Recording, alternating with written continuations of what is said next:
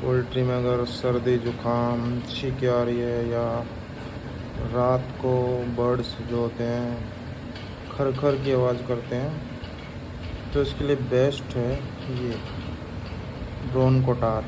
मैंने सभी कुछ करके देख लिया, काढ़ा पिला दिया, और ये स्टोर से मेडिकल स्टोर पे आती है ना दवाइयाँ, छोटी मोटी दवाइयाँ, सिरप, कफ सिरप, सब कुछ करके देख लिया, लेकिन कुछ नहीं हुआ था उनसे। ये देसी नुस्खे ये वीडियो में जो दिखाते हैं, कुछ नहीं हुआ उनसे।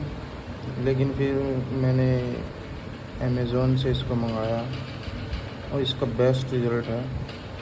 CRD और CCRD, सर्दी जुकाम खांसी, सबकी सबसे बेस्ट अभी तक की पोल्ट्री के लिए दवा है। तो आप भी मंगा सकते हो अमेज़ोन से।